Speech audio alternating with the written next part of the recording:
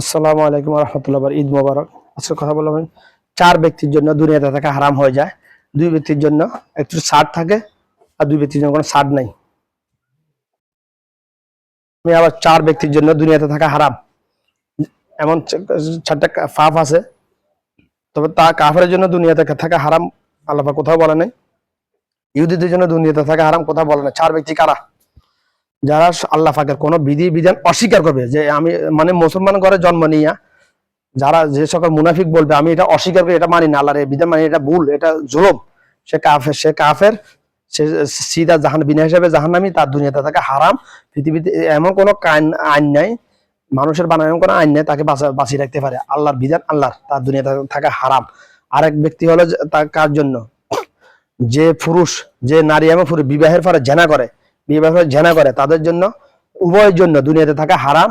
এটা পৃথিবীর এমন কোনো আইন কানুন নাই, মানুষের বানানো আইনের মধ্যে ফেরকা আছে, আল্লাহর বানানো আইনের মধ্যে ফেরকা নাই এবং জুলুম নাই।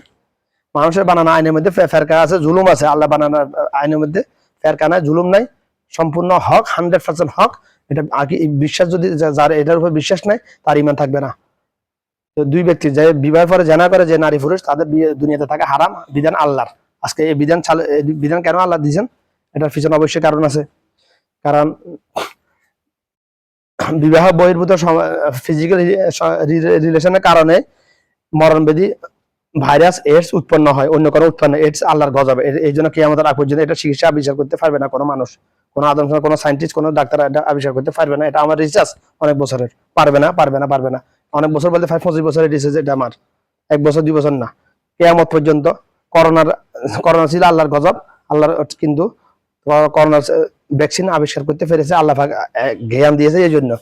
আর ওটা ছিল মানুষের ইমানকে একটু ধাক্কা লাগানোর জন্য, কলম একটু ধাক্কানোর জন্য আল্লাহ পাক গজবটা দিয়ে। আর এর চিকিৎসা আবিষ্কার করতে এই জন্য পারবে না। যদি এর চিকিৎসা আবিষ্কার করে ফেলে তাহলে পৃথিবীতে বিবাহ বন্ধন এগুলো নষ্ট থাকবে না, আর যারা সন্তানের ছড়াছড়ি হয়ে যাবে পুরো পৃথিবীতে। মুসলমান সমাজে যারা সন্তানের ছড়াছড়ি হয়ে যাবে, এই জন্য এর চিকিৎসা কিয়ামত পর্যন্ত আবিষ্কার করতে পারে না। আল্লাহর গজবের চিকিৎসা একটাই, সুন্নাহ, কোরআন এবং হাদিস মানা, অন্য কোনো উৎস নাই। গজব যখন পতিত হয়ে যায় তখন আর এরা চিকিৎসা, গজব আসার আগে চিকিৎসা আছে, সাকারাতুল মউত আসার আগে চিকিৎসা আছে। তো যেটা বলছিলাম, আর দুই ব্যক্তি যে, আর আরেক ব্যক্তি যে কেসাস, যে মানুষ হত্যা করে, তার বিধান তার দুনিয়াতে থেকে হারাম হয়ে যায়, তবে তার জন্য একটু ছাড় আছে। তার পরিবার পরিজনের লোকেরা যদি টাকা নিয়ে কিভাবে আল্লাহর রাস্তায় যদি তাকে মাফ করে দেয়, তাকে আর কেসাস করা, হত্যা করা হবে না, তার জন্য একটু ছাড় আছে। আরেক ব্যক্তি যে আমার রাসূলকে নিয়ে কটূক্তি করে, তার জন্য দুনিয়াতে থাকা হারাম।